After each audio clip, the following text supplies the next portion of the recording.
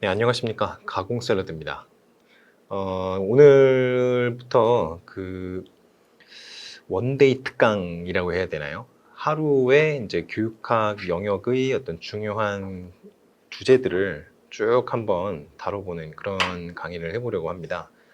상당히 마라톤 연강이 될 건데, 그럼에도 불구하고 여러분이 2달 동안 공부하시는 내용을 압축해서 중요한 내용만을 다루는 그런 강의이기 때문에 여러분이 조금 시간이 부족하시다거나 이런 분들이 많이 계셨을 거예요. 특히 이제 임용고시에 대한 어떤 정보 같은 것이 조금 부족하신 교육대학원 이제 재학하시는 분들이나 졸업하신 분들, 그리고 이제 1학기를 마치고 가을 학기 졸업하시는 분들, 이런 분들 같은 경우에는 졸업하고 나신 다음에 1학기 때까지 공부를 이제 못 하시다가 뭐 수업도 듣고 해야 되니까요.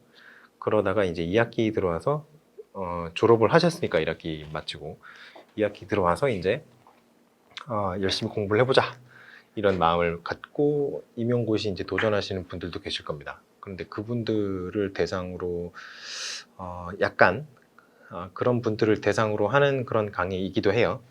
물론 이제 기존에 꾸준히 공부를 하셨던 분들도 강의를 들으시면 도움이 당연히 되겠죠. 왜냐하면 좀 중요한 내용들을 압축해서 여러분께 전달 드리는 거기 때문에 빠른 시간 안에 듣고 그리고 시험을 대비하시면 되겠습니다. 자, 그렇게 이제 압축을 해서 전달 드리는 강의이기 때문에 아무래도 여러분이 세세하게 어떤 알아야 되는 그런 내용들보다는 모르고 가면 안 되는 내용들 위주로, 중요한 내용들 위주로 수업을 할 거고요. 그리고 교재는 여기 보이시죠?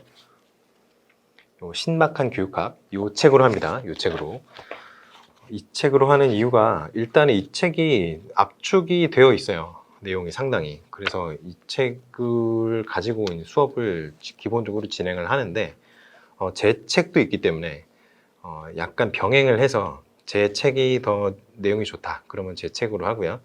그리고 이 책을 사용을 해도 큰 무리가 없다 하는 부분은 이 책으로 하겠습니다. 그러니까 제가 써놓은 책에서 이제 발췌해서 여러분께 좀 전달을 해드리는 그런 식으로 교재를 사용을 할 거예요. 그렇기 때문에 뭐 끼워 넣으시면 되겠죠. 끼워 넣으시면 도중에 필요하신 부분에 끼워 넣으시면 되겠습니다. 자, 교육과정입니다.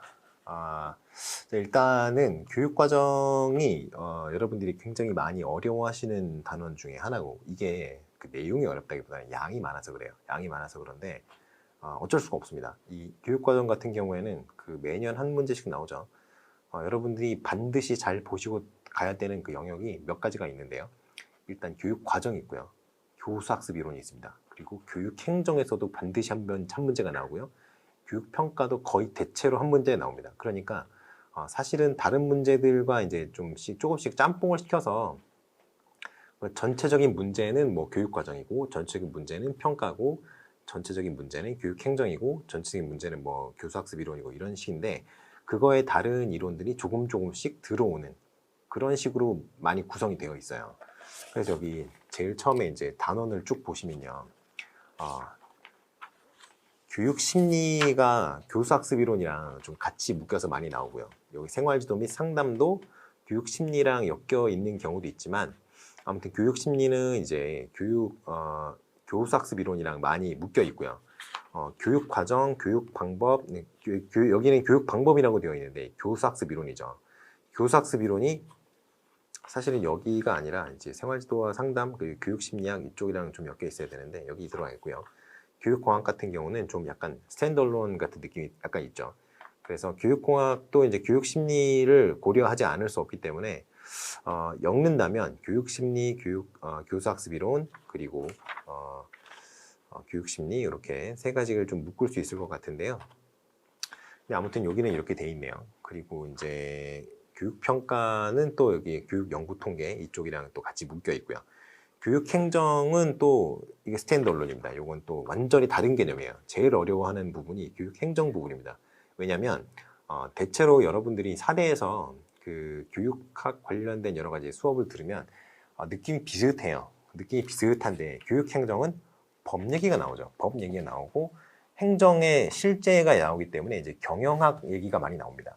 그래서 경영학 얘기나 행정학 얘기가 많이 나오기 때문에 이게 전혀 다른 분과 학문을 배우는 거나 마찬가지의 느낌이에요. 그래서 이 교육 행정 부분을 또 어려워하시는 분들은 또 어려워하십니다. 반대로 교육 행정이 제일 재밌다 이런 분들도 있긴 있죠. 그리고 교육 과정 같은 경우는 이제 교육 과정도 약간 스탠더론의 느낌이 납니다. 그래서 다른 것과 좀 연관성이 조금 떨어진다. 아니, 연관성이 떨어진다기보다는 이건 어떠냐면요. 연관성이 너무 많아요. 교육 과정은. 그래서 이거랑도 연관이 있고 저거랑도 연관이 있고 그래서 좀 중요하기는 하죠. 그래서 이제 교육 과정 여러분이 진짜 잘 보셔야 되는 게 교육 과정이랑 교수학습이론 그리고 교육 평가 그리고 교육 행정 그리고 교육 심리 이렇게 5가지 정도 될 것 같아요. 그리고 나머지는 사실 그렇게까지 뭐 크게 중요하지는 않은데 교육 심리가 그나마 중요하다고 얘기했던 것 중에는 조금 떨어진다고 하면은 결국엔 4가지죠. 교육 과정, 교수학습이론, 그리고 교육 평가, 교육 행정. 이 4가지가 좀 핵심 단원들인데 그래서 이제 그 첫 번째로 중요하다고 제가 얘기를 했던 게 이제 교육 과정인데요. 교육 과정을 한번 보시도록 하겠습니다.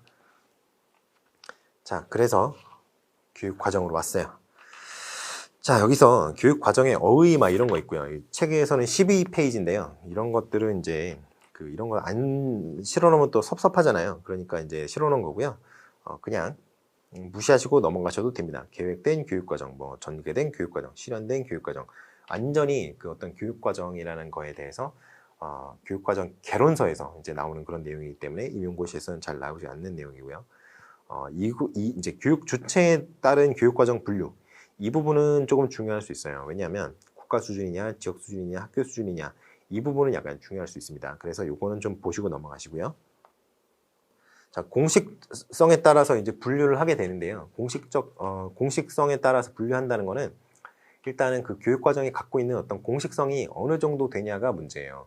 그래서 공식성이 우리나라에서는 교육청에서 이제 교육부라고 하죠. 교육부에서 이제 이것이 공식적 교육과정이다라고 딱 지정을 해놓습니다. 그러면 그 틀과 어느 정도 범위가 맞는 교육과정이면 공식적 교육과정이라고 그냥 생각하시면 돼요. 약간씩 학교마다 차이가 있잖아요. 그 교육과정 적용하는 것들이. 왜냐하면 교과서도 약간 다르고 교과서 편제가 다르니까 순서도 좀 다르고요. 내용도 약간씩 다르고요. 하지만 큰 틀에서는 동일하기 때문에 그냥 공식적 교육과정으로 우리가 보고 넘어가는 겁니다. 그 잠재적 교육과정이라는 게 있어요. 이거는 뭐냐면요. 공식적 교육과정이 진행되는 도중에 공식적 교육과정이 어디서 사용이 되나요? 학교에서 사용이 되잖아요. 학교에서 사용이 되는데 학교에서 사용되기 때문에 발생하는 좀 전혀 의도하지 않았던 어떤 교육적인 효과들이 있을 수 있어요. 이게 부정적인 잠재적 교육과정도 있을 수 있고요. 긍정적인 잠재적 교육과정도 있을 수 있는데 부정적인 잠재적 교육과정이 나타난다고 판단되는 경우에는 그걸 해결하기 위해서 교사가 무슨 노력을 해야겠죠. 모종의 노력을 해야겠죠. 그리고 이제 영교육과정이라는 게 있습니다. 영교육과정. 영이라는 게 널이라는 거예요. 널. 이게 뭐냐면요. 배워두면 좋아요. 배워두면 좋은데 시간과 어떤 그 금전, 그러니까 한마디로 그냥 사용할 수 있는 그 학습에 사용할 수 있는 기간이 한정이 돼 있잖아요. 12년밖에 안 되잖아요. 여러분 인생에서 12년이 굉장히 긴 기간이지만 100살이라는 거를 생각을 해보면은 평균 사망 시까지 한 100살 산다고 가정을 해봅시다. 100세 시대라고 하니까 10분의 1밖에 안 되잖아요. 그러니까 어떻게 보면 굉장히 짧은 기간에 많은 내용을 배워야 되는데 여러분이 배운 내용이 생각보다 굉장히 많죠. 여러분 아실 거예요. 그런데 그런 내용들이 굉장히 많음에도 불구하고 그거 외에도 그 밖에 있는 내용들이 훨씬 많잖아요. 여러분 아시잖아요. 고등학교 때까지 배웠던 그 12년간 배웠던 그 내용이 대학교 와보니까 정말 그 지식의 어떤 빙산의 일각에 불과하다는 걸 그때 깨닫지 않으세요? 굉장히 그런 걸 많이 느끼셨을 텐데 그만큼 세상에는 지식이 너무 많습니다. 그러니까 그걸 다 알아두면 좋지만 다 할 수가 없잖아요. 그러니까 쳐내는 거예요. 선택과 집중이라는 거죠. 그래서 나온 것들이 영교육과정입니다. 알아두면 좋지만 몰라도 일단은 큰 지장은 없고 그리고 알아두기도 지금 쉽지 않고 왜냐하면 어렵기도 하고 뭐 당장 아이들이 뭐 써먹을 만한 그런 내용도 아니고 뭐 그리고 선생님도 잘 모르고 가르쳐봐야 선생님도 잘 모르는 데다가 선생님이 뭐 가르친다고 해도 애들이 받아들일 준비가 안 돼 있거나 뭐 그런 경우에 나타나는 그 교육과정이 영교육과정이죠. 그래서 그렇게 이제 공식성을 분류를 하는데요. 이 잠재적 교육과정이랑 여기 영교육과정이 좀 중요해요. 그러니까 이런 거는 좀 이제 주목을 하고 넘어가셔야 되는 부분이라고 말씀을 드리고 싶습니다. 자, 그래서 쭉 이제 넘어갈 거예요. 책을 넘어갑시다. 13페이지 넘어가고요. 쭉 읽어는 보세요. 그냥 건너뛰지 마시고 읽어는 보셔야 됩니다. 왜냐면 이걸 읽어보지 않고 넘어가면은 그냥 포인트, 스팟 바이 스팟으로 그냥 그 아무런 그 어떤 연계성 없이 그냥 깡으로 외워야 되는 그런 상황이 되는 거거든요. 그러니까 이게 흐름이라는 게 책에 실려 있는 어떤 제목들이 흐름이라는 게 있어요. 시대적인 흐름이라든가 어떤 사조의 흐름이라든가 아니면 어떤 계열의 흐름이라든가 보통 계열이 같은 것끼리 묶어놓으면 이제 등장 순서들을 묶어놓는 게 많잖아요. 그렇기 때문에 일단은 다 읽어보고 이 책 읽는데 이게 뭐 300페이지 정도밖에 안 돼, 350페이지, 60페이지밖에 안 되네요. 이거 하루에 읽잖아요. 그러니까 이런 거 쭉 읽어보시고 그 중에 이제 중요하다고 판단되는 부분만 체크를 해놨다가 나중에 공부를 하시면 됩니다. 아시겠죠? 자, 이렇게 보시면 되고요. 이제 교과 중심 교육과정, 경험 중심 교육과정 이런 게 나오는데요. 이런 교육과정들이 바로 공식적 교육과정에 포함되는 내용입니다. 그래서 이제 화면을 보시도록 하겠어요. 자, 교육과정 연구사조 이렇게 쭉 나오고요. 지적 전통주의, 사회적 행동주의, 경험주의 나오는데요. 뭐 크게 중요한 게 아니에요. 그래서 이제 교과 중심 교육과정부터 보시도록 하겠습니다. 교과 중심 교육과정에 이 공식적 교육과정에 이제 교과 중심 교육과정이 포함이 되고요. 경험 중심 교육과정도 포함이 되고요. 그리고 학문 중심, 인간 중심 다 포함이 됩니다. 아시겠죠? 그거랑 이제 별개의 교육과정들이 바로 잠재적 교육과정과 영교육과정이라는 게 있다는 거죠. 자, 일단 교과 중심 교육과정부터 볼까요? 그 특징이 논리성, 체계성, 학습 영역, 한정성, 교사 중심의 설명식 수업 이런 것들이 이제 특징으로 들어가는 교육과정이 교과 중심 교육과정이에요. 아시겠죠? 유형은 이렇게 있습니다. 분과형, 상관형, 이 분과형이 옛날에 그 기본적인 형태죠. 상관형 같은 경우에는 이 상관형, 융합형, 광역형은 통합교육과정이랑 비슷해요. 통합교육과정의 한 유형이라고 보셔도 큰 무리가 없습니다. 그런데 교과 간의 구분 자체는 유지를 하는데 상관형 같은 경우에는 비슷한 교과끼리 묶어놓는 거예요. 그래서 이제 역사랑 지리 묶어서 역사지리, 뭐 지리랑 지구과학 묶어서 만든다든가 뭐 그런 식으로 하는 거죠. 융합형 같은 경우에는 교과의 기본 성질은 유지가 돼요. 유지가 되는데 공통적인 어떤 그 부분들이 있잖아요. 교과들이 다른 교과라고 하더라도 다른 영역이라고 하더라도 예를 들어서 동물학이랑 식물학은 둘 다 생물에 관련된 내용이니까 이거를 뽑아서 생물학이라는 걸로 묶어놓는 거죠. 그래서 대학교 학부 과정까지도 생물학이라고 배우죠. 그리고 대학원 가야 이제 좀 나뉩니다. 생물학 중에 뭐 미생물학이라든가 마이크로 오르가니즘 뭐 이런 거 배우죠. 식물학 중에도 뭐 보타니 뭐 이런 거 있죠. 그래서 그런 것들이 이제 점점 이제 학문의 수준이 올라가면서 좀 더 세분화되는 그런 게 있는 거죠. 광역형은 과목 간에 존재하는 구획 자체가 이제 없어지게 됩니다. 그래서 여기 보시면 물리, 화학, 생물, 지구과학 묶어서 한꺼번에 뭉뚱그려서 두는 거예요. 그냥 근데 사실 뜯어보면 뭐 그렇지는 않은데 뭐 아무튼 이제 전체적인 모양 자체는 그렇게 하는 거죠. 선생님들이 수업을 이렇게 나눠서 하는 거지. 그래서 이런 것들을 해서 이제 쭉 모아놓으면 이제 고등학교의 공통과학, 뭐 일반과학 뭐 이런 게 되는 거고 생활형 같은 경우는 음악, 미술, 체육 합해서 예체능. 근데 이게 음악, 미술, 체육이 이게 비슷한 게 있는지 잘 모르겠습니다만 아무튼 몸을 쓰는 거라는 측면에서 이렇게 몸을 써서 뭔가를 한다는 측면에서 생산물을 만들어낸다는 측면에서 이렇게 얘기를 하는 것 같아요. 음악, 미술, 체육 같은 경우에. 이거는 왜 이렇게 음악, 미술, 체육을 묶어서 예체능이라고 얘기하는지 모르겠습니다. 머리를 잘 안 써서 그런가? 근데 체육 같은 경우에는 근데 운동 잘하려면 머리가 좋아야 되는데 네, 그건 잘 모르겠어요. 아무튼 그 몸을 써서 뭔가 한다는 그런 측면에서 이렇게 묶어놓은 것 같아요. 이거는 분류의 이유를 잘 모르겠습니다. 장점, 단점 읽어보시고요. 이제 경성주의라고 해서 경험 중심 교육과정이라고 하는데 이게 경성주의가 어디서 나온 말인지는 저도 잘 모르겠어요. 근데 경성주의라고 합니다. 제가 어디서 예전에 어디 논문에서 얼핏 본 것 같기는 한데 그때는 이거 강의를 하게 될지 몰랐기 때문에 그냥 얼핏 넘어가고 그냥 말았거든요. 그랬는데 경성주의가 아무튼 이 경험 중심 교육과정을 잃은 말입니다. 옛날 말이라고 생각을 하시면 되겠어요. 그래서 그냥 지금은 경험 중심 교육과정이다 라고 얘기를 하시면 될 것 같습니다. 이제는 제시문에서도 경성주의 이런 거 안 나오니까요. 경성주의 같은 경우에는 문제 해결 능력을 갖춘 생활인 또는 사회 적응인의 육성이 목표가 된다라고 하시면 되겠어요. 그래서 학습자의 경험을 통해서 교육이 이루어지고요. 생활 적응 교육의 극단적 형태를 띌 가능성이 남는다. 그래서 이게 이제 그 생활 적응 교육인데요. 그 생활 적응 교육이 너무 극단적으로 이루어지면은 어떤 그 개인의 어떤 소사 이런 거에만 좀 집중을 하게 되는 그런 단점이 있습니다. 그러니까 나만 중요한 거예요. 나만. 그래서 이 보시면 여기는 이제 생활 적응 교육이 이제 긍정적인 얘기만 나왔는데 뭐 아무튼 요거는 뭐 그렇다라고 생각하시면 될 것 같고요. 그래서 여기 교육 목적과 내용, 방법 이런 거 되게 중요하다는 거 아시죠? 요거는 이제 위에서 대충 말씀을 드렸지만 아무튼 요런 게 중요하다. 교육 내용, 목적, 내용, 방법 이런 거 보셔야 된다는 거. 유형 뭐 이런 건 필요 없고요. 장점과 단점 이런 거 정도는 알아두셔야 되겠죠. 학문 중심 교육과정인데요. 학문 중심 교육과정 같은 경우에는 경험 중심 교육과정이 미국의 3, 40년대를 아주 지배를 합니다. 그래서 학문 중심 교육과정이나 이런 것들이 끼어 들어올 틈이 없어요. 애초에 없었긴 한데요. 그전에는. 근데 원래 이제 그 어떤 교육과정이 현대적인 교육이 이루어지고 난 이후에 교육과정이라는 게 새로 생긴 지가 그렇게 오래 안 됐어요. 한 100년 정도도 안 됐기 때문에 그전에는 뭐 그런 게 개념이 없었습니다. 그냥 대충 교육하는 그런 식이었어요. 그때 이루어졌던 게 뭐냐면 이 학문 중심 교육과정의 굉장히 러프한 버전이었죠.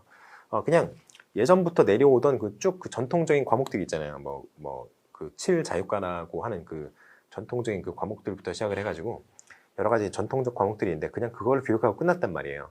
그랬는데 경험 중심 교육 과정이 이제 등장을 하면서 듀이라는 아주 걸출한 교육학자가 나와서 교육 과정이라는 걸 좀 이제 교육학자들한테 굉장히 확 퍼뜨렸죠. 근데 이게 너무 센세이셔널한 그런 반응을 불러일으켰고 덕분에 미국의 한 20년대부터 20년대 말에서부터 한 40년대 초까지 미국의 교육은 완전히 경험 중심 그 교육 과정이 지배를 합니다. 예외가 없었어요. 그랬는데 문제가 뭐냐면 이 스푸트니크 쇼크가 나오기 시작을 했다는 거죠. 50년대 중후반 스푸트니크가 소련이 인공위성을 미국보다 먼저 쏘게 됩니다. 미국도 그때 자기들이 먼저 쏘려고 엄청 고생을 했는데 결국에 먼저 쏜 건 소련이었다. 이렇게 된 거죠. 그러니까 엄청나게 쇼크를 받았어요. 우리가 소련한테 저런 공산주의자 놈들한테 지다니. 그때 당시에 미국인들의 감정이 이랬다는 거예요. 그래서 굉장히 국가 전체가 충격을 받아요. 그래서 이 교육이 이게 다 교육 때문이다. 이런 식으로 나온 거죠. 그게 교육 때문이라고만 할 수는 없잖아요. 그 스푸트니크 좀 먼저 쏠 수도 있지. 개발을 먼저 했으니까. 그런데 이제 그냥 미국이 우리 자랑스러운 아메리카가 저런 공산주의자 놈들한테 졌다는 것 자체를 인정을 못하던 시절이었거든요. 그때 당시는. 그렇기 때문에 굉장히 쇼크를 먹었고요. 그래서 이거 교육 안 되겠다. 갈아치우자. 이래서 나왔던 게 학문 중심 교육과정입니다. 이게 뭐냐면요. 여기 보시면 학문 중심 교육과정 같은 경우에는 이런 영향을 받아요. 그 미국의 교육 철학, 그 현대 교육 철학 중에 미국 교육 철학이 있잖아요. 거기 보시면 항존주의, 본질주의, 이런 거가 있거든요. 근데 항존주의나 본질주의 이런 거에 영향을 같이 받습니다. 항존주의랑 본질주의는 조금 다르죠. 근데 아무튼 이 학문 중심 교육과정은 그러한 어떤 비슷한 맥락의 어떤 교육 철학의 이론을 다 받아요. 그래서 교육 과정이 실제로 이제 제시가 됐을 때는 그러한 요소들이 일정 부분씩 녹아 들어가 있는 그런 형태로 구현이 되어서 제시가 되었던 거죠. 그래서 전통 교과도 중요시하고요. 그리고 지식의 전달도 중요시합니다. 그러한 어떤 교육 과정이 학문 중심 교육 과정이 되겠어요. 그래서 지식의 구조 나오죠. 브루너가 얘기했던 나선형 교육 과정. 그 브루너가 얘기했던 나선형 교육 과정 같은 경우에는 사실 교육 과정이라고 보기에는 좀 애매한 구석이 있죠. 그냥 지식의 깊이와 넓이가 점점 깊어지고 넓어지는 그런 형태로 구성이 되어야 된다라는 게 골자기 때문에 우리가 흔히 얘기하는 교육과정으로서의 의미보다는 그냥 지식을 구성하는 어떤 그런 전반적인 방향성에 대한 논의라고 생각하시는 게 더 나을 것 같아요. 근데 아무튼 그런 지식의 구조라든가 그 지식을 탐구하는 방법과 탐구하는 과정 이런 것들이 바로 교육과정이 되어야 된다라고 주장하는 것이 학문 중심 교육과정의 어떤 골자입니다.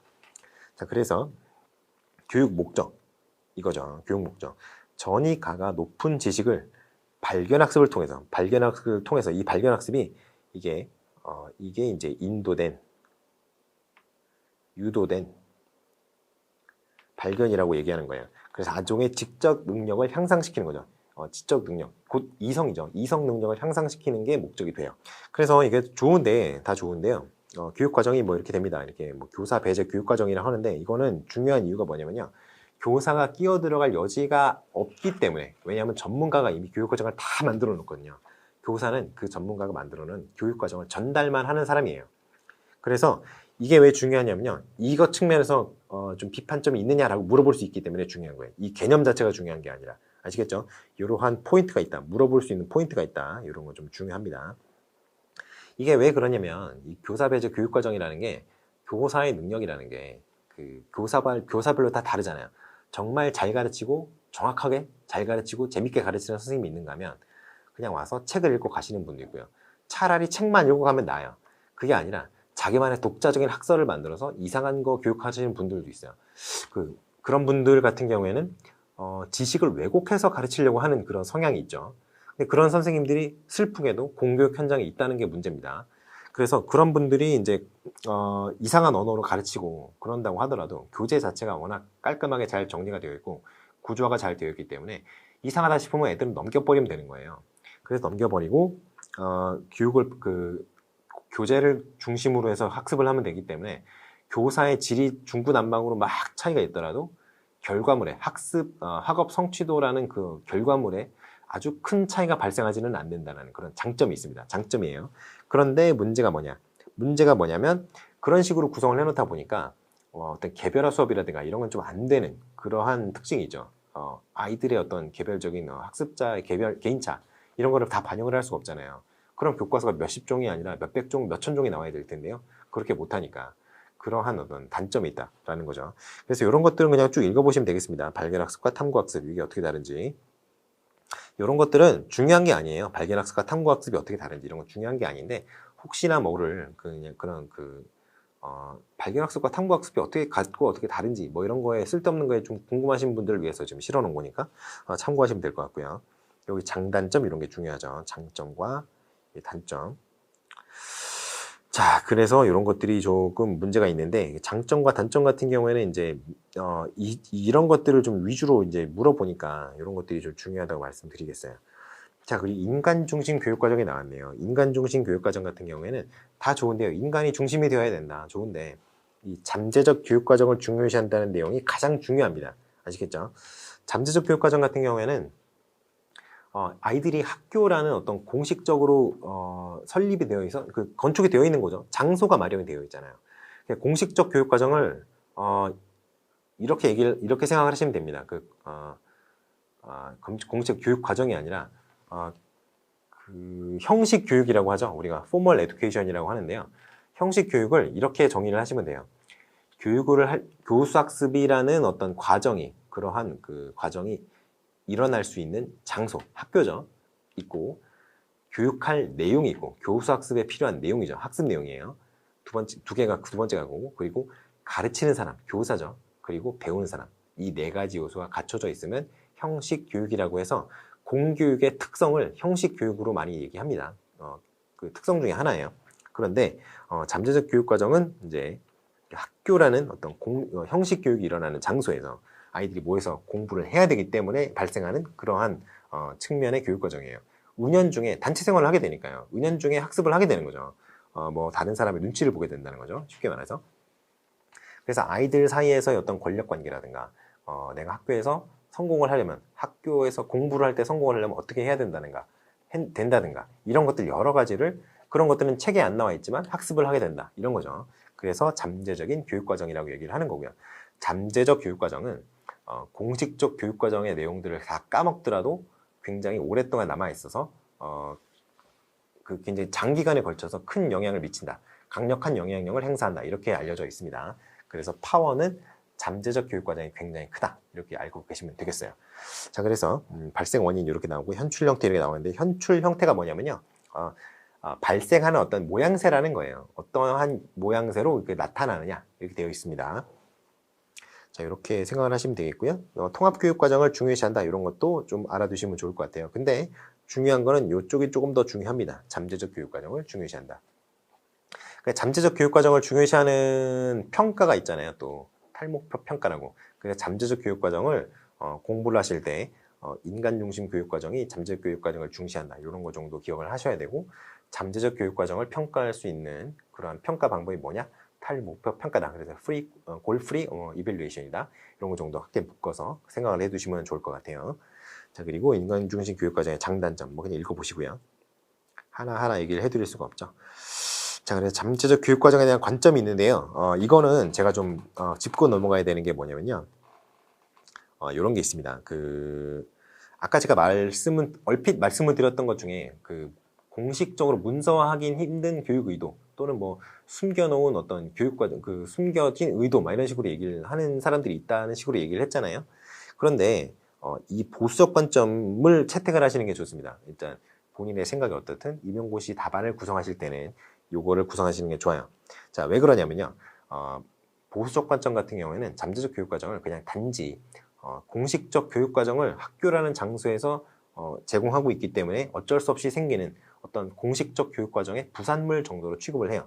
그런데 이 급진적 관점 같은 경우에 굉장히 잠재적 교육과정이 나타나는 원인이 굉장히 부정적이고 지배계급의 야로가 숨어있다 이런 식으로 얘기를 합니다. 그래서 여러분이 이제 교사로서 학교에 나가면 이 사회에 부정적인 면모가 많으니까 나는 파괴했어, 파괴 혼돈 망가 뭐 이런 얘기하는 사람을 길러내는 게 목적이 아니잖아요. 그러니까 여러분은 대체로 보면 물론 우리 사회에 부정적인 것들이 굉장히 많은데 그럼에도 불구하고 우리 사회가 잘 돌아갈 수 있도록 잘 기능할 수 있도록 어떤 사회의 어떤 역군이 될 수 있는 그런 사람들을 길러내는 게 이제 1차적인 목적이 될 것이기 분명하기 때문에 그런 급진적인 관점을 갖고 있는 어떤 사람을 뽑으려고 하지는 않을 것 같아요. 제 생각에는. 그래서 아마 문제도 그런 급진적 관점에 대해서는 잘 묻지 않을 겁니다. 그러니까 이 급진적 관점보다는 이 보수적 관점을 채택하는 게 더 낫고, 근데 이것만 쓰면은 조금 애매하니까 이 앞에다가 더하라는 거예요. 이게 문서화하기 힘든 교육 내용. 이 정도를 적어주면 그냥 이쪽도 어느 정도 저쪽도 어느 정도 커버를 할 수 있으니까 이렇게 개념을 잡으시라 이렇게 말씀드리고 싶습니다. 자, 그리고 쭉 읽어보시고요. 통합교육과정은 읽어보셔야 돼요. 통합교육과정 요거 읽어보셔야 됩니다. 그래서 이제 페이지를 좀 넘어가 볼까요? 학문중심 교육과정, 인간중심 교육과정까지 다 나왔네요. 자, 그래서 교육과정 개발 모형인데요. 이게 설계 모형이에요. 18쪽에 나오는 설계 모형이나 개발 모형이나 뭐 그거죠. 타일러의 합리적 모형인데요. 이게 그 전에 일단 화면을 보시죠. 전통주의 개발 모형, 중앙 집중적 개발 모형, 교육과정 개발 뭐 이런 거 있는데요. 이제는 이런 거는 그다지 중요하지 않아요. 여기부터가 중요합니다. 합리적 교육과정 설계 모형. 이게 왜 중요하냐면요. 굉장히 옛날에 나온 건데 그럼에도 불구하고 아직까지도 어떤 교육과정 설계의 어떤 기본 틀로서 자리하고 있어요. 타일러의 합리적 교육과정 설계 모형이 갖고 있는 여러 가지 한계점을 약간씩 보완해서 만들어진 교육과정 설계 모형이 아주 거의 한 60, 70%는 되는 것 같아요. 대부분 다 이거를 기준으로 해요. 그런데 책에 나오는 것들은 그렇지 않은 것들이 되게 많잖아요. 그게 왜 그러냐면요. 다 타일러가 A면은 다 A 프라임, A 프라임 프라임, A 프라임 프라임 프라임 이런 식인데 다 실어놓을 수가 없잖아요. 그러니까 대표적인 모형 몇 개만 실어놓고 타일러 합리적 교육과정 설계 모형의 어떤 계통에 있는 것들은 대표적인 것들 몇 개만 실어놓고 나머지는 다 그냥 생략을 한 거예요. 그러다 보니 이제 타일러의 교육과정 개발 모형과 좀 다르게 생긴 것들이 좀 나오는 거죠. 그래서 아무튼 합리적 교육과정 설계 모형 이렇게 좀 보셔야 되고요. 개발 절차가 좀 중요한데 그 전에 여기 특징 이런 건 좀 알아두셔야 됩니다. 설계 절차가 좀 중요한데 특징 보시면 되고요. 요거가 중요합니다. 요거. 그래서 이 교육과정 개발위원의 선정 및 위원회의 조직이에요. 이거는 일단 요식행위에 가깝죠. 그래서 사실은 여기부터가 진짜 절차인데요. 일단은 교육적 문제와 요구에 대한 분석, 그리고 목표를 설정하고 학습 경험을 선정하고 학습 경험을 그 다음에 조직을 합니다. 선정한 경험을 조직을 해요. 이 교과를 만드는 거죠. 그리고 학습 경험을 평가를 합니다. 그래서 이 교육 목표 설정에서는 이제 뭐 1차 체를 거치고 2차 체를 거치고 막 이런 것들이 있죠. 그래서 이런 것들이 좀 중요한데 요 내용은 그냥 그 이제 18쪽에 보시면 그 양쪽 괄호 2번에 교육과정 개발 절차 이렇게 나오잖아요. 교육과정 개발 절차를 보시면 18쪽에 보시면 좀 굵은 글씨로 교육과정 개발 절차라고 이제 목차가 나와 있고요. 제목이 나와 있고 그 밑에 조그만 제목들이 있잖아요. 이거를 좀 위주로 해서 보세요. 왜냐하면 그 뒤에 그 내용들이 있잖아요. 그런 것들은 대충 안 봐도 그냥 대충 감이 옵니다. 그냥 이제 이게 그 어떤 용어로 딱 돼 있는 게 아니라 요런 것들이 들어간다는 걸 정리해 놓은 거기 때문에 다만 이제 목표 걸음체 이런 거는 왜 이렇게 썼는지 모르겠는데 교육 목표를 거르는 1차 체가 교육 철학이고요. 2차 체가 학습 심리학이에요. 교육 심리학이에요. 학습 심리학이라고 쓰지 마시고요. 이런 용어는 이따위 용어는 없습니다. 교육 심리학 쓰세요.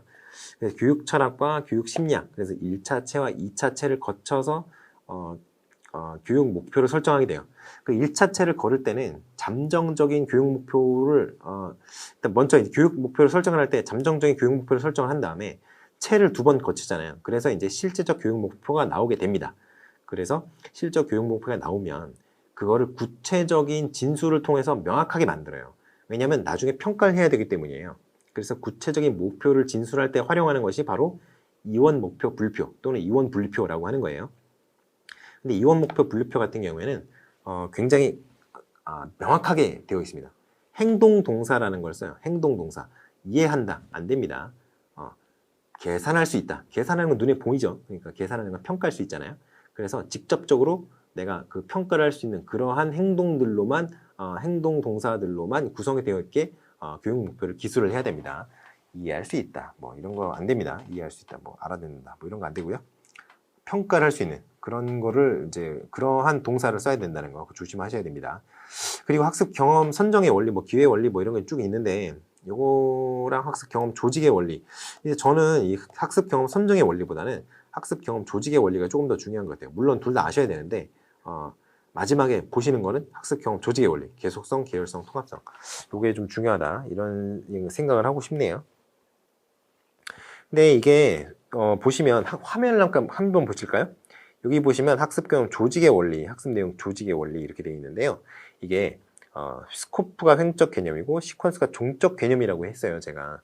그래서 수평적 원리에는 균형성, 통합성, 범위의 원리, 그리고 수직적 원리에는 계속성, 계열성, 수직적 연계성 이렇게 되어 있다. 요거를 이제 외우시면 됩니다. 입에 붙을 때까지 그냥 외우세요. 균형성, 통일성, 뭐 균형성, 통합성, 범위, 계속성, 계열성, 수직적 계열성 이렇게 외우셔서 가셔야 되겠습니다.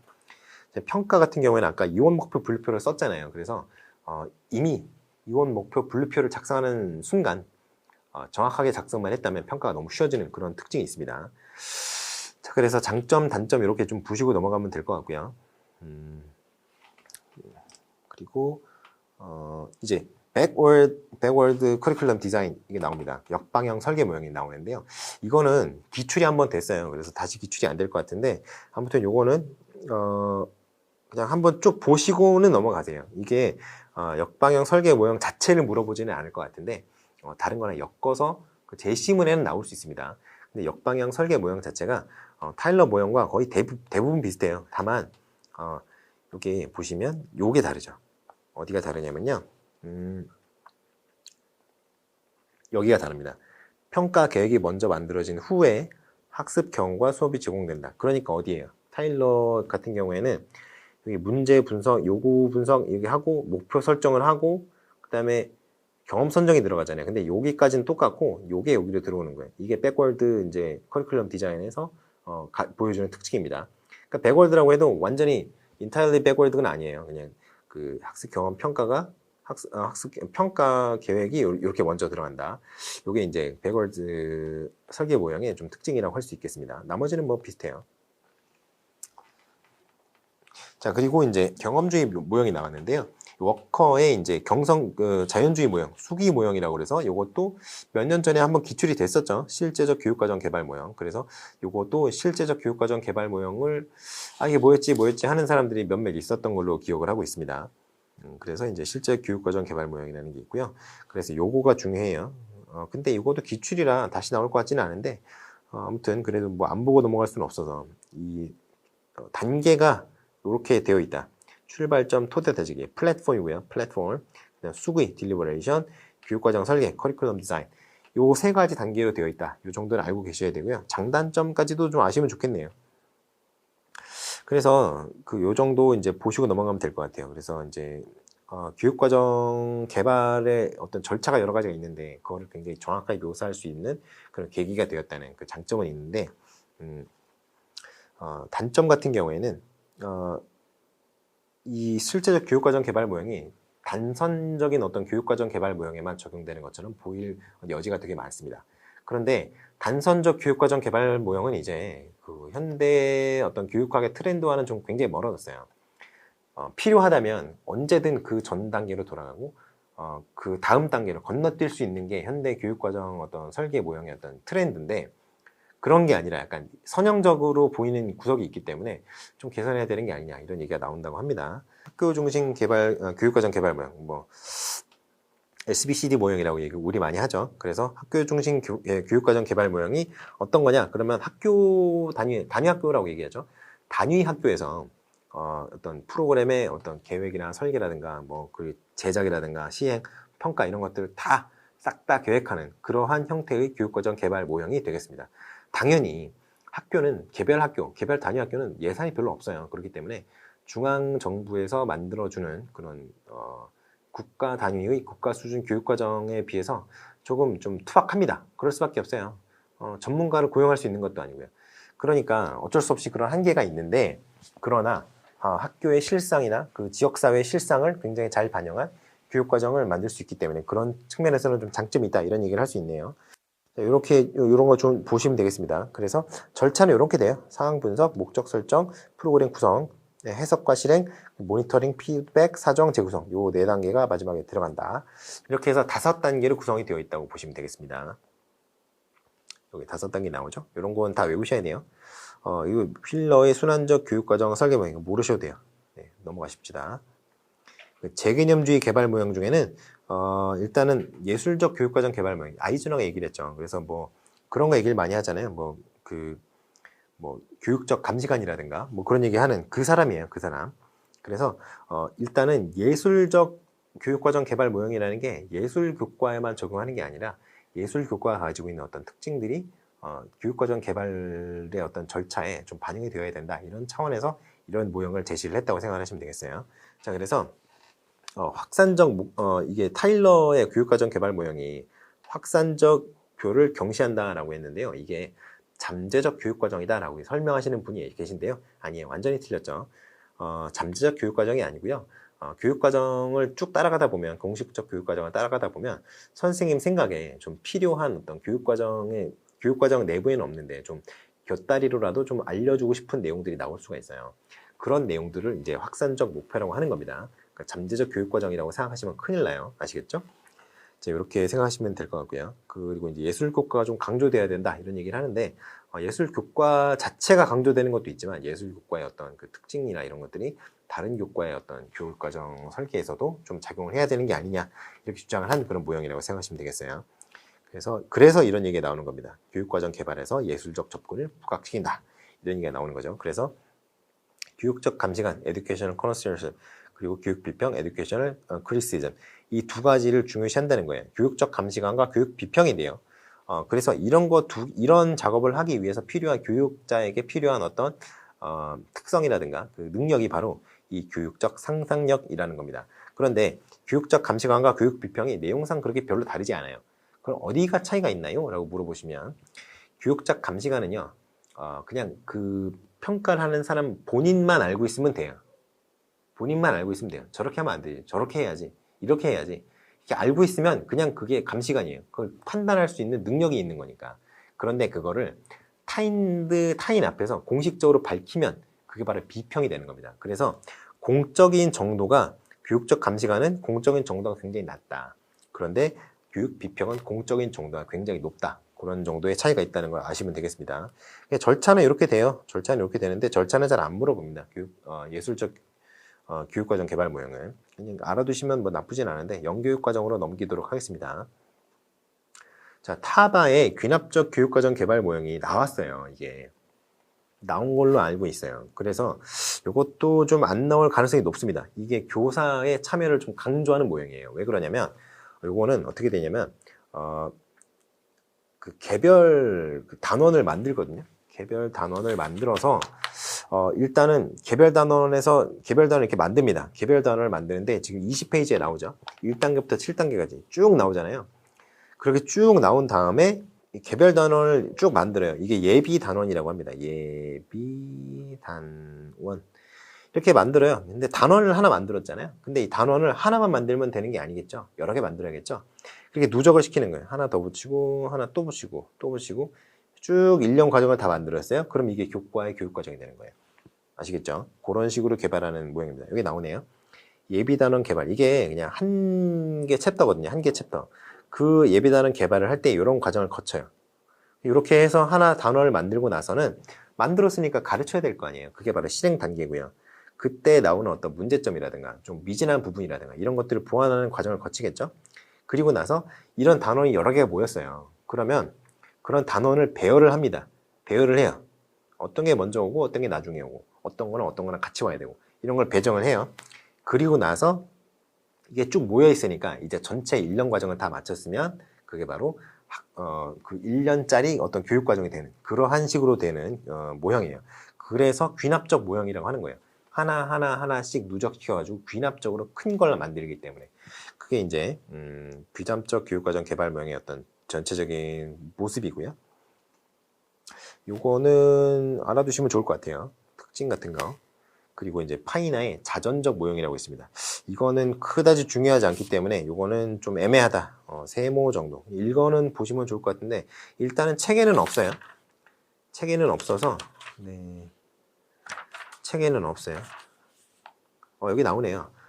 자전적 모형이라고 나오는데 책에 나오니까 조금 보고 넘어갈까요? 일단 자전적 모형의 특징이 이러한 특징이 있습니다. 여기도 나오는데 이 정도 보시면 돼요. 그리고 원리가 이렇게 원리가 있다. 경험의 개별성 원리, 지식 구성의 원리, 그리고 뭐 자기 이해의 원리, 자기 주도 학습의 원리, 학습 공동체의 원리, 뭐 이런 것들이 있는데 글쎄요. 이런 원리보다는 단계가 더 중요하지 않나 싶어요. 그래서 절차는 이렇게 구성이 됩니다. 자신의 교육 과정을 경험을 쓰고요. 그리고 그걸 글로써 반응하고 경험을 분석하는 그런 식으로 이루어지는데 이 파이나의 자전적 모형에서 쿠레레라는 얘기를 해요. 쿠레레. 그게 이제 쿠레레가 라틴어로 이제 교육 과정이라는 뜻인데 교육이라는 뜻인데 그게 이제 이런 식으로 이루어진다는 거죠. 회귀, 전진, 분석, 종합. 근데 뭐 이런 것 정도는 알아두시면 나쁘지 않지만 파이나의 그 자전적 모형 자체가 되게 그 어떤 그 구조 자체가 별로 없어요. 어떤 구조화되어 있는 그런 모형이 아니기 때문에 명확하게 떨어지는 것도 없고 그래서 이건 좀 출제가 어렵지 않나 싶습니다. 자, 그 다음에 이제 헌킨스 모형 이런 게 나오는데 화면에 보시면 헌킨스 모형 이런 게 나오죠. 그리고 종합적 교육과정 개발 모형. 이거 중요한데요. 둘 다 중요하다고 해야 되나? 헌킨스 모형 그다지 안 중요하고요. 그리고 이제 종합적 교육과정 개발 모형은 이거는 좀 중요한 모형이긴 하거든요. 최신 모형이기도 하고. 그런데 너무 최신 모형이라서 좀 나오기가 어려울 것 같습니다. 왜냐면 나온 지 한 25년? 30년 정도밖에 안 됐어요. 그래서 조금 그래도 이제 나올 때가 됐을까요? 요거는 그래서 한번 알아보고 가십시오. 요거는 읽어보고 가세요. 왜냐면 요거는 이제 나올 때가 됐을 법도 해요. 왜냐면 한 20년 됐거든요. 20년, 25년 됐기 때문에 요거 정도는 나올 수 있습니다. 그래서 요러한 특징이 있다. 교육과정 전문가가 교육과정을 개발모형을 제시할 때 이러한 증거 또는 특징을 염두에 두는 것이 바람직하다라고 이제 제시를 한 내용이 바로 이런 내용입니다. 이런 내용이고, 뭐 이거는 그냥 전체적으로 한번 읽어보고 가세요. 뭐 내용이 많지는 않으니까요. 자, 그래서 이게 이렇게 종합적 교육과정 개발 모형이 이렇게 절차가 이렇게 되어 있는데요. 이게 지금 보시면 총 12단계로 되어 있잖아요. 근데 9번 단계가 이렇게 9-1번, 9-2번으로 나뉘어져 있어요. 그래서 이게 사실 보면은 좀 복잡합니다. 복잡해서 이거를 과연 낼 수 있을까 싶기도 한데 그래도 최신 이론이기도 하고 이제 나올 때가 된 중요한 이론이기도 하고 해서 혹시 몰라서 그냥 여러분께 제시를 해드리는 거예요. 이거는 실려있는 책도 있고 실려있지 않은 책도 있습니다. 시중에 임용고시 서적 중에.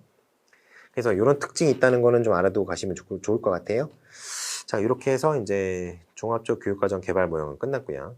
자, 근데 교과 외 교육활동이 또 있습니다. 교과의 교육활동. 이게 뭐냐면요.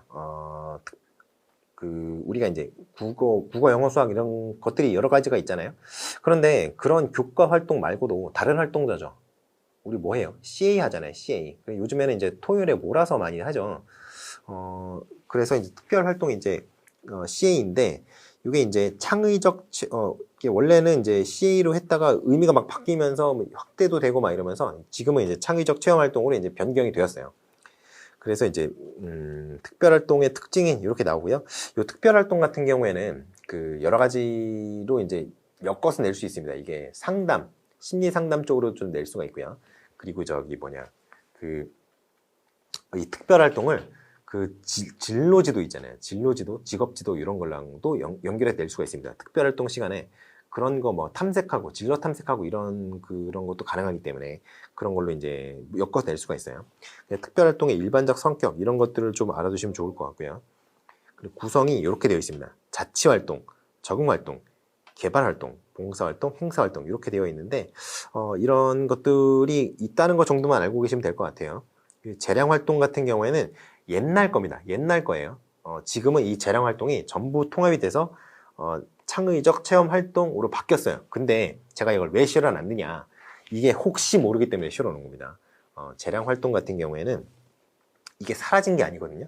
사라진 게 아니에요. 그 내용 자체가 지금 창의적 체험 활동에 포함이 되어 있어요. 그렇기 때문에 각각 세부적인 내용 자체는 그냥 여러분들이 보시면 됩니다. 그렇게 하시면 될 것 같아요.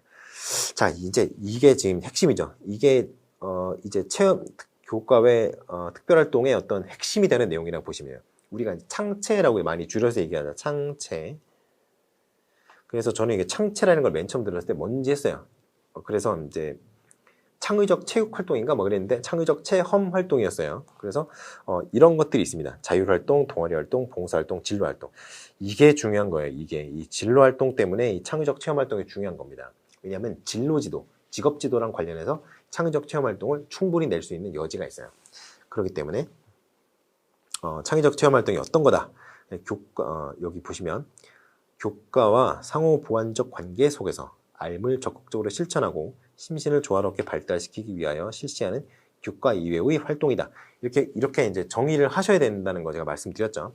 그래서 요 교과의 활동인데 4가지로 이렇게 구성이 된다. 이렇게 말씀드렸고요. 전문적인 내용은 좀 세부적인 내용은 이렇게 있습니다. 그래서 이런 거를 이제 좀 보고 가셔야 된다. 이 말씀드렸고요. 방과 후 교육활동. 방과 후 교육활동이 이제 창의적 체험 활동과도 좀 어떻게 보면은 관련이 있을 수도 있는데, 그것보다는 그냥 우리가 이제 보충학습이라고 많이 하잖아요. 그리고 이제, 수업 후, 방과 후 교실? 이런 것들이 이제 방과 후 교육활동에 해당이 되는 거예요.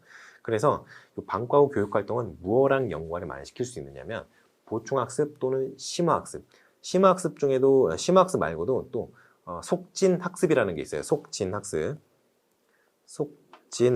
심화학습, 보충학습.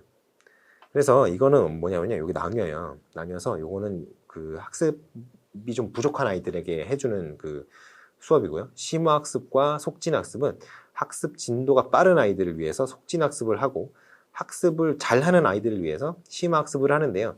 이게 되게 그냥 이거는 이제 그 영재교육과 관련해서 낼 수가 있습니다. 영재교육과. 그런데 문제가 뭐냐면요. 이 심화학습과 속진학습이 지금 나눠놨는데 심화학습을 하게 되면 속진학습을 할 수밖에 없게 되고요. 속진학습을 하게 되면 심화학습을 할 수밖에 없습니다. 결국에는. 그렇기 때문에 이거 2개를 별개의 어떤 영재학습 활동으로 생각하기보다는 어느 수준 이상에서는 2개가 통합적으로 작용이 되는 그런 학습의 어떤 종류라고 보시면 될 것 같은 그런 생각이 드네요. 그래서 이런 거는 이렇게 묶어서 하나 보시는 게 좋을 것 같다. 그래서 이제 요거는 이 전체적인 개념은 그렇게 되는데 이 개별적인 개념은 요거는 영재학습과 관련된 내용인데 요거까지 포함해서 보충학습까지 포함하면 이게 바로 개별화 수업에 관련이 있다. 개별화 수업에 관련된다. 이렇게 생각하시면 될 것 같습니다. 요 방과 교육활동 이렇게까지 이어지는 거예요. 아시겠죠? 그래서 방과 교육활동의 구성 중에 교과활동이 있다고 그랬잖아요. 이 교과활동이 바로 이겁니다. 아시겠죠? 특기 관련 활동 이런 거는 이제 뭐 여러 가지 이제 취미 활동 이런 거 하는 거고요. 자율학습 요거는 이제 학교에서 많이들 하셨죠. 고등학교 때. 안 하신 분들도 많이 있겠지만 뭐 하신 분들도 아직까지는 꽤 계실 거예요. 그래서 그런 것들이 좀 있다. 이제 화면은 됐고요. 쭉 넘어오셔서 31페이지를 보시겠습니다. 31페이지에 보시면 교육과정 재개념주의가 나와요. 교육과정 재개념주의가 이거를 그냥 넘어가려고 했는데 안 하고 그냥 넘어갈 수는 없는 것 같아요. 좀 보고 넘어가겠습니다.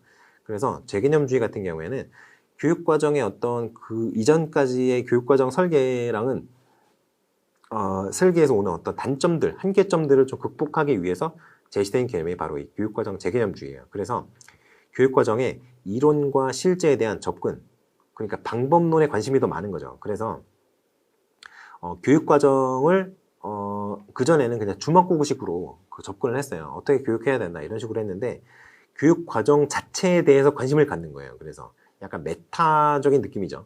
그래서 교육과정을 이렇게 분류를 할 때 뭐 이렇게 한다고 하는데 이쪽이 중요합니다. 재개념주의 이쪽이 중요해요.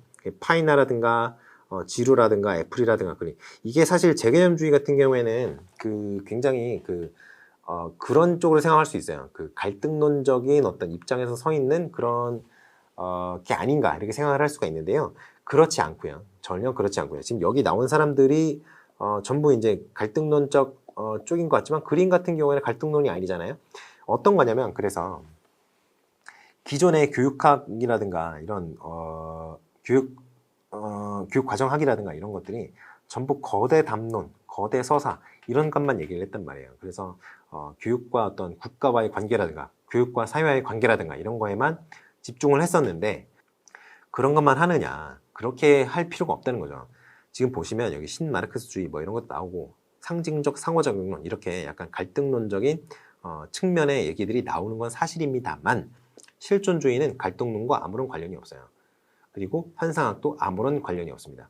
그러니까 현상학이나 실존주의 같은 경우에는 학교 내부에서 일어나는 그 현상 자체에 집중을 하자라는 측면이에요. 그래서 학교 내부에서 일어나는 일을 어떻게 우리가 해석을 해야 되느냐. 학교에서 일어나는 일이 크게 두 가지가 있잖아요. 학생과 학생 사이의 어떤 인터랙션, 그리고 학생과 교사 사이의 인터랙션. 이 두 가지가 있는데 이걸 어떻게 해석을 할 것이냐에 대해서 집중을 하자라는 거죠. 그리고 그러한 인터랙션이 학교에서 학생들의 학습에 어떠한 영향을 미치겠는가? 이거가 이제 재개념주의에서 이제 좀 주목하는 학교 바깥의 세상과는 전혀 별개의 그러한 어떤 그냥 교수 학습 과정 자체에 주목하는 그런 측면의 재개념주의고요. 반면에 학교는 사회의 축소판이다.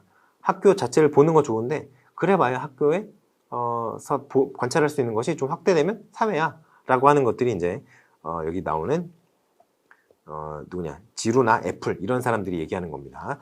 그래서 재개념주의가 보시면 이제 뭐 질적 방법을 바탕으로 해서 이제 연구를 한다고 하는데요. 그래서 이제 어떤 전에 이제 양적인 측면만을 강조했던 것, 통계적인 수치 있잖아요. 평균이 몇 점이고 총 인원이 몇 명인데 평균이 몇 점이고 표준차가 몇 점이고 뭐 낙제생으로 분류할 수 있는 애들이 몇 명이고 영재가 몇 명 이런 식으로 막 통계치를 막 냈던 것들 지난 학기에 작년 동분기보다 이번 분기 학생들의 어떤 성적이 얼마나 향상이 되었는지 막 이런 것들 그런 것들에 초점을 맞추던 것에서 이제는 질적인 방법 아이들 사이에서의 어떤 권력 관계가 어떻게 나타나는지 아이들과 선생님이 어떠한 상호작용을 하는지 그러한 것들에 초점을 맞추다라는 게 이제 재개념주의의 어떤 기본적인 방향이라는 거예요. 그래서 교육과정 자체에 대한 어떤 탐구가 이제 교육과정 학 내부에서 좀 메인으로 주류의 어떤 목소리로 떠오른 어떤 그러한 계기가 된 것도 있고 그리고 이론과 실제를 어떻게 관련 지을 것인가에 대해서 좀 깊이 있게 탐구하려는 시도가 점점 많이 늘어났습니다. 이 시점을 이 재개념주의가 대두된 시점 이후로부터 그래서 이제 교사의 전문성, 자율성 이런 것들도 좀 강조를 하고요. 그래서 교육과정 재개념주의가 그러한 식으로 교육과정에 대해서 접근을 하고 있다. 이 정도는 말씀을 드릴 수 있을 것 같아요. 자, 그렇게 해서 교육과정학 정도까지 끝났네요. 자, 그러면 교육과정학을 다 보셨으니 다음 과목을 보러 가시죠.